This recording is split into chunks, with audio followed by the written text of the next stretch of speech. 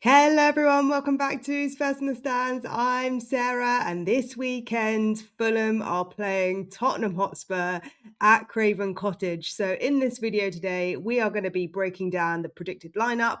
We're going to be talking about predicted scores. I want to also touch on Tudor and what he said in the press conference. I also want to talk about the training videos that have been coming out, and also the Champions League draw has been drawn this morning. And so we already know by now that Atletico Madrid are going to be the team that Tottenham Hotspur are facing in the next round of the Champions League. So we have a lot to dive into today, guys. So first of all, just to kick us off, because I want to start off talking about the Champions League draw. Of course, we know by now that on the 10th of March, that is going to be the first leg away.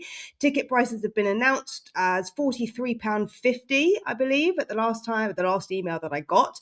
That will be the away leg, and our home leg is going to be the 18th of March, and that has been listed as a Category C game. So there's been a lot of speculation. Of course, a lot of the Champions League games at the beginning of the season, Spurs got very greedy and they listed those as Category A games. And they soon realised that a lot of people were not going to pay £100 to go and see Tottenham Hotspur play in the Champions League. So I think they've had a bit of a change, perhaps backroom, when they've realised now that it's more important to get bums on seats than it actually is to make money out of this game. So very interesting move from Tottenham Hotspur. However, then again, they don't really have much choice because a lot of fans right now have checked out of this season. They're not too bothered about whether we progress in the Champions League or not, because quite honestly, the focus and the priority for Tottenham Hotspur right now is keeping our place in the Premier League. So there has been a lot of discussion around that. Just to frame this a little bit more, to get a bit more context, because of course, look, we can talk about predictions of what the pathways of the Champions League are going to look like and how that might play out. But right now, the most important thing from my perspective, that how I'm looking at this, is we have Tottenham versus Crystal Palace, which is an evening game on Thursday, the 5th of March. They have a 5-day break, so there's no weekend game that weekend. That might be a cup game that's being played, probably is. But on the 10th, so that'll be 5 days later, on the Tuesday at 8 p.m., that is going to be the Atletico Madrid game. And then we will be playing Liverpool on the Sunday, the 15th of March. And then we will obviously have the away leg, the home leg, second leg, which will be Wednesday, the 17th of March. So there'll be a 3-day gap between Liverpool and Tottenham. And then off the back of that second leg, we'll be playing Nottingham Forest at home on Sunday, the 22nd of March. So we come again into this packed schedule as we were thinking that it would be. So we've currently got 6 games to be played now in March. So obviously 2 more games in March than what we were predicting. And from what we've seen, when we've had 3 to 4 games in a month, and I'm talking about Tottenham Hotspur's form right now, when we have 3 to 4 games per month, we've seen that statistically we do perform better. So 6 games in a month is kind of the ceiling of where Spurs can play, given the fact that they have a lot of injuries. Now, the question is going to be, can we win any of those games? Of course, and that kicks us off with Fulham this weekend. So lots to be excited about, because of course it doesn't matter whether we're going to progress through the Champions League or not. It's always great to be in it, and this might be the last time that Tottenham Hotspur are going to be in the Champions League for a very long time. And for that reason alone, there are a lot of people who are thinking of flying out to Madrid to watch the game live, to the extent that this morning I checked the ticket prices, and the flights at about 11:30 this morning, just after the draw, were floating around £120 from London City Airport, from Gatwick and Luton, and that's from London. And at the moment, they're currently standing over £300. So those tickets are obviously in demand, and there are about just under 3,500 away fans that will be going to the Atletico Madrid game. So there's lots to talk about on that front. However, of course, we have 2 games before that is actually going to be played. So let's dive into today's conversation, which is going to be around the game this weekend. And I don't know about you guys, but I'm actually feeling quite excited about this one because there is so much that, look, the further and the deeper we go into the competition this year, there's more and more to play for because it doesn't look like we're getting out of the relegation conversation anytime soon. And so arguably that's what's making this a lot more interesting for a lot of fans. And of course, that's not an ideal situation that we want to be finding ourselves in, but that's the reality of Tottenham Hotspur right now. So, first of all, I want to touch on, there's a bit of stuff I want to go through about the game itself. But first of all, let's just talk about Igor Tudor's press conference and how that went. So, he was talking a lot about this game being, well, not a lot about, but he was talking about this game. He was phrasing it as life or death. It's kind of survival of the fittest at this point in the lower half of the Premier League table right now. It is very, very tight. Anyone can go down at this point, including Crystal Palace, Brighton, Leeds, Forest, West Ham. There are a lot of clubs in the mix right now who could be relegated, and Tottenham Hotspur is in that conversation. And so to get ourselves out of that conversation, we need to be taking a win from this game. And Igor Tudor himself said that at this point, it is very much not about style over substance. It is very much about substance over style. In other words, physicality is more important. Your tempo, your attitude, your mentality, getting up for the fight of this game is more important than playing beautiful football. And look, by now, guys, I think if anyone's still thinking that we need to be playing a certain type of way, I think has come to realize the gravity of the situation that we find ourselves in. And so, look, he was speaking a lot about the players who were injured, or he was asked about the players who were injured. We, of course, know that Danso and Porro are going to be the 2 who are back in the lineup for this game. We also know he was asked about Kulusevski or Udogi and how far they are away from full match fitness. And he said, I've no idea. Ask the doctors. So it seems that he's kind of in the dark as well. And all that he can do is play his hand that he has available. So there was a couple of bits in that talk. Look, he was talking about raising the physical and the mental fitness of the players. And something else that was published this week was the training video inside the Tottenham Hotspur training facilities. And so something that was quite interesting that came back from that video is a full 88-minute clip, should I say. I really like the way that Tudor is getting involved with the training. You can kind of see, look, you can see that he used to be a player because he's getting on the pitch with them and kicking the ball around and like demonstrating and getting very actively involved. Probably something that you wouldn't have seen under Ange Postecoglou, for example. So he is clearly, as he was a player, I think he's kind of maybe got the respect of the players a little bit more. He was talking about courage. He was talking about confidence. He was talking about aggression in that video. He was talking about connecting with the ball, fighting for the ball. He was talking about, he kept swearing a lot. He kept swearing a lot in that video. But he was like, connect with the effing ball. Look around you, look at your players. And you could see that the whole squad were moving as a unit. And I don't know what our previous trainings were necessarily like, because actually that was probably one of the videos where we've seen the most from the training. But from what we can see, it looks like from behind the scenes that the players are up for the fight. That's what I would take for the video. Something that I also found quite interesting is there were a lot of academy players training with the first team squad. Now, I know it's not uncommon for the academy players to be playing with the first team squad. However, something that appeared to me was that there were perhaps a lot more of our academy players training. Now, we heard last year under Ange that because the squad was so thin, that even in training, it became difficult to replicate or to play games in training because they didn't have the the players to basically do that in training.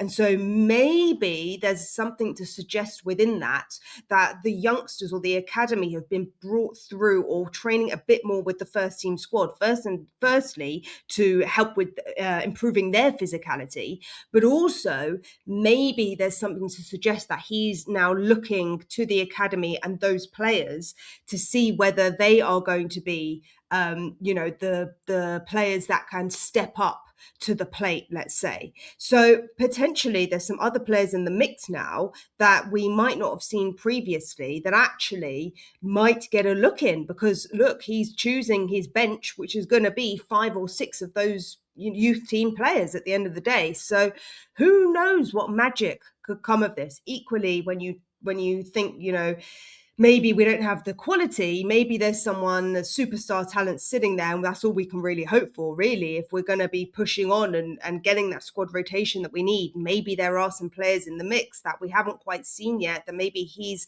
now assessing in a different way to what he was in his first week. We won't know that. We don't have access to any previous trainings, but I do think it's something to keep an eye on in terms of who's going to be starting for the academy this weekend, who's going to be in the mix of that, because obviously if they're going to be sitting on the bench against Fulham, then they're not going to be playing in the academy game.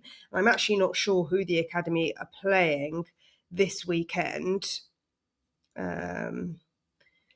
They play Liverpool on Sunday. Tottenham Hotspur Academy play Liverpool on Sunday at 2:00. So yeah, same time as the Fulham Tottenham game for the academy players this weekend. So if they're going to be playing or sitting on the bench, you can only imagine that the academy is probably not going to be at their full strength for the Liverpool game either. And we know that the academy as well is kind of struggling at the moment. So there's lots of things which are interconnected within the club at large. You can't look at anything in isolation. And of course, we can look at the first team squad, but considering we don't have much of a first team squad and it's very, very thin, you do need to have a look at your youth players and who you're going to bring on, because you can't not have a bench. So at the end of the day, you are going to be seeing some of those players who are in the academy who are going to be on the bench again. And of course, 5 of those were already listed in the previous game. So there is going to be a lot of conversation around who is going to be playing in this game. So let's dive into the lineup and what that might potentially look like. Now, some of you have been asking me, has the Mole already released the lineup? I have not had word just yet. Usually that comes out a little bit later.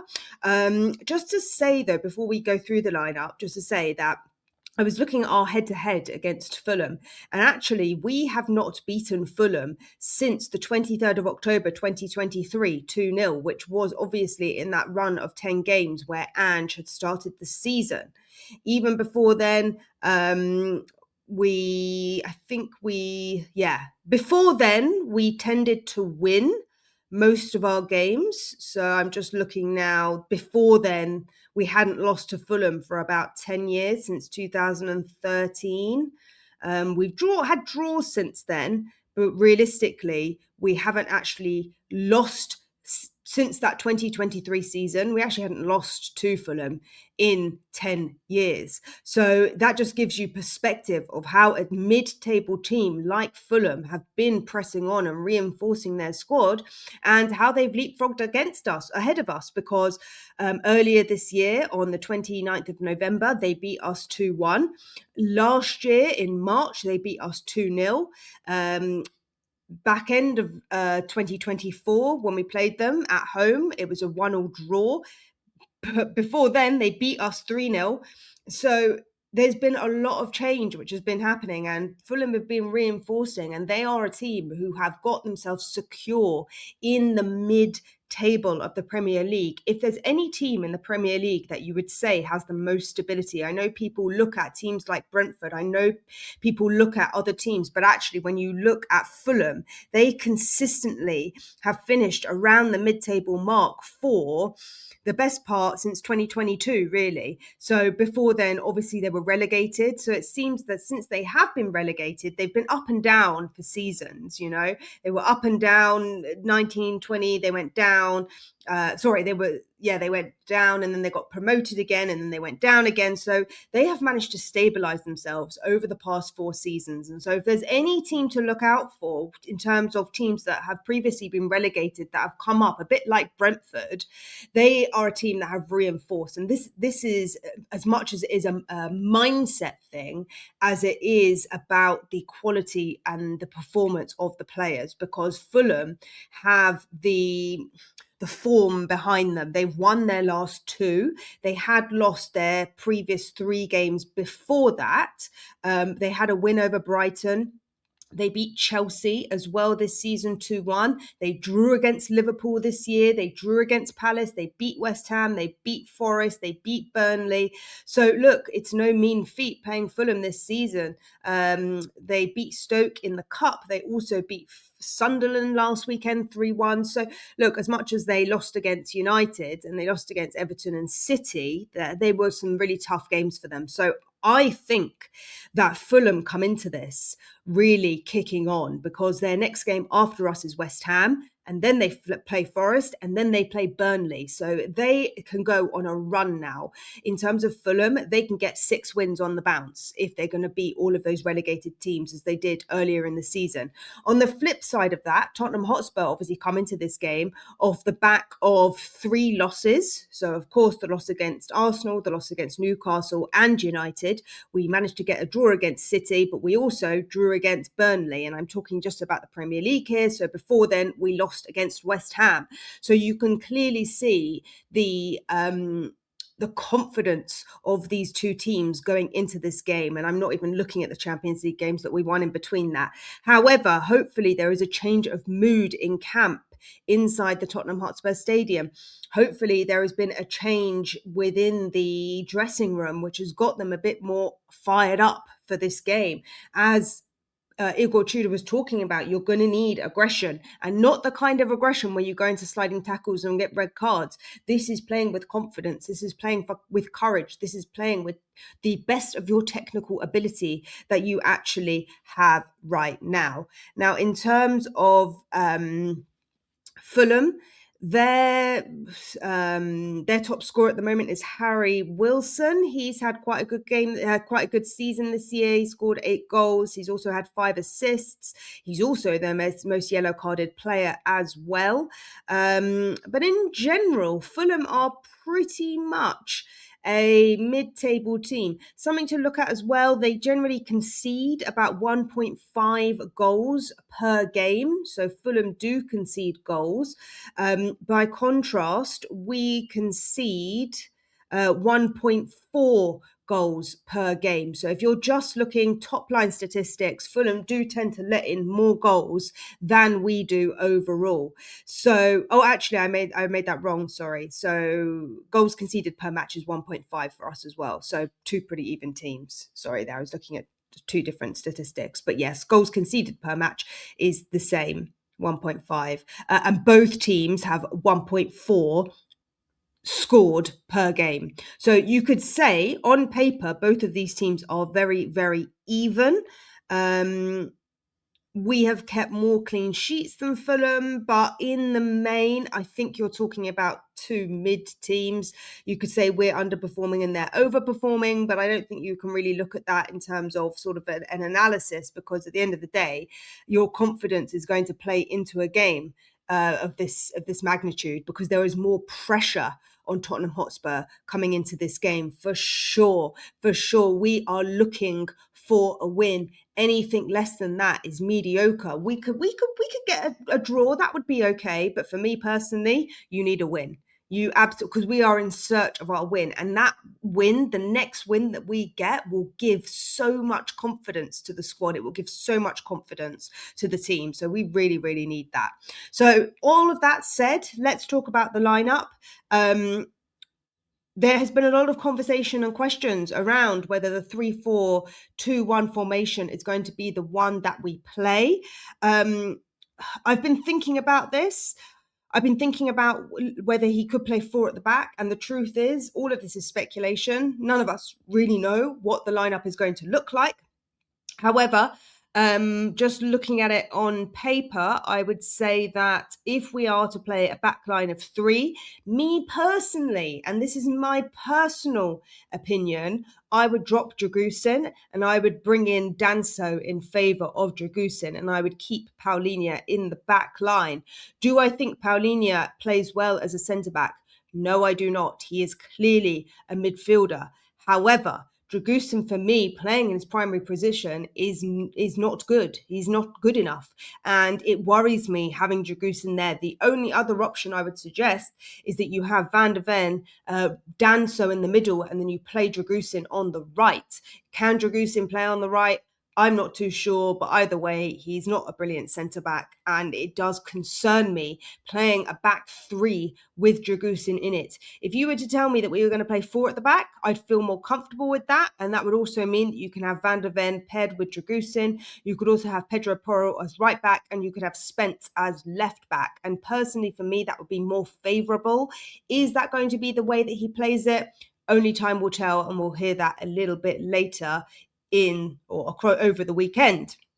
So just for the sake of argument, if I was to say what would I personally like to see, I would say a four at the back. If he's going to go with the three back and play his favoured formation, I would rather seeing Danso in that back line over Dragusin, and I'd even keep Paulinho in there. That is me personally. So let's, for argument's sake, let's say we go with the back three of Paulinho, Danso, and Van der Ven.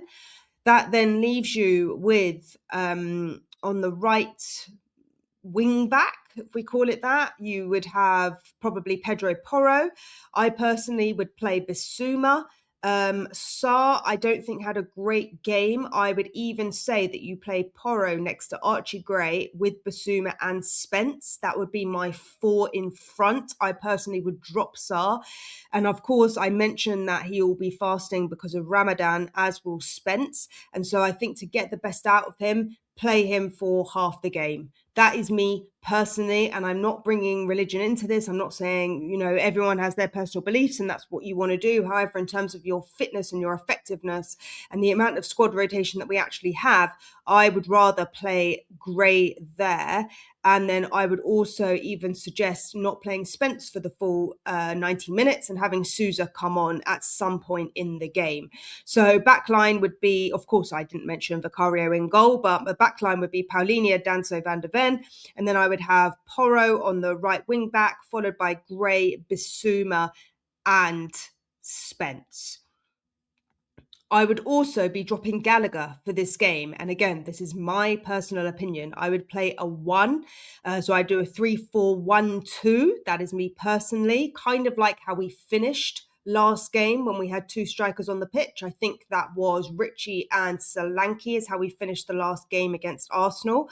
Of course, we got absolutely battered, but I would say that Gallagher really, really did not offer us too much on the ball last game. He's had a couple of really poor games, and as much as you could say, yes, he's been playing under a couple of managers, I think it's worth dropping him in this game. I would play Simmons in that pocket of space, and then I would play Mawani and Dom Solanke up top, potentially even with Solanke being able to drop a little bit deeper like we saw him do in the game against Arsenal. Is it a perfect formation? No, it's not. It's not ideal. However, if that is the way he's going to go, I have no qualms in dropping both Sarr and Gallagher for this game based on their past performances.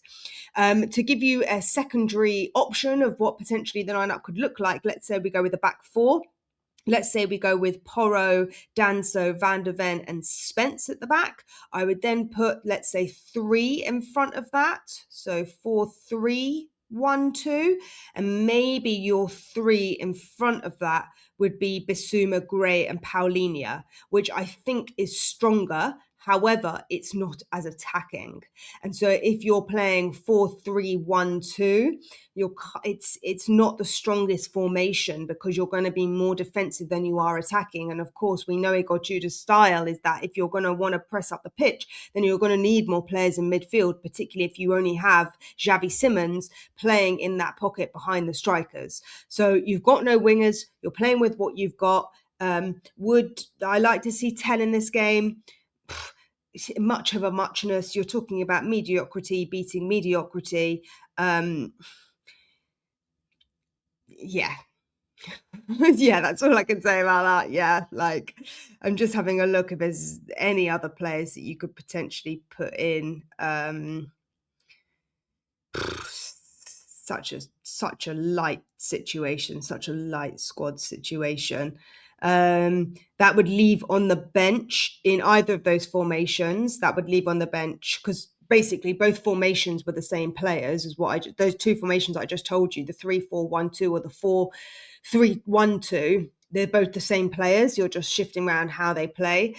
So either way, on the bench, if that is the lineup, then you'd be looking at Sousa, Byfield on the bench. You would also be looking at Gallagher and Sarr on the bench and Ritchie and Tell on the bench. So your bench has got 6 players on it. Well, Byfield's not really a first team player. Oh, you've got Dragusin on the bench then. Yeah, I mean, you've got 5 players on the bench, 6 players on the bench. Are they first team quality? Probably not. And this is the predicament that we're in. This is the predicament that Igor Tudor's going to be in, because whichever way you spin it, whichever formation you choose, it's not going to be strong enough to compete with a mid-table team, because we are a bottom half table team with the quality that we have. So I'm not convinced in this game that we can necessarily get anything of it, based on the fact that both Fulham and Tottenham can score goals. Based on the fact that we both concede goals, I'm going to say that this is going to be a 1-1 draw for me personally. It's very rare that, like statistically, over history, we've had 14 wins, they've had 5, and there's been 3 draws. But I think that in this game, given that both teams are mediocre, we're probably a little bit more off form than they are. But I think we just need to get out of this losing mentality. We need to get out of this losing run. And even a point we take from this game, I'd love to see a win, but I can't see anything more than a 1-1 draw. So I'm going with a 1-1 draw. Interestingly enough, I've just gone on FOTMob and I've just had a look at their FOTMob predict. The predictions based on 18,000 votes are Tottenham are 45% to win, Fulham 38% and 17% a draw. However, I think those things are always skewed, but it's always interesting to see what other people think. So guys, I'd love to hear what you guys think about this game this weekend. How are you guys all feeling about it? Are we excited? Are we nervous? Are we filled with anticipation at the prospect of us picking up a point? Because that would help us, get out of the relegation conversation. What are we all thinking? Would you be happy with that lineup?